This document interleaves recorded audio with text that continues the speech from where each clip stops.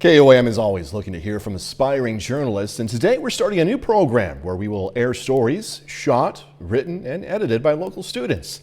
Today's story comes from Joplin High School, and it's about a class at Franklin Technology Center preparing students for the workplace, one 2x4 at a time.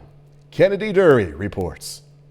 Here at the construction department in FTC, students are learning how to build the exterior of a tiny house.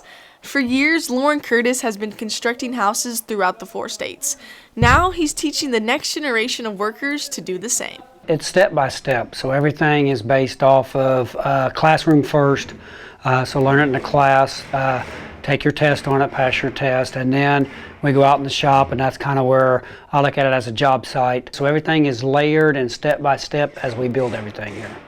Aaliyah Perez is in the class, and she says there's a process building a house, even if it's on a smaller scale. First, we got to do the flooring system, and then once we're done with the flooring system, we got to do the wall systems, and then we got to put all the rafters up, and then all the roofs, and then goes the walls, and then after that, we get to do the exterior.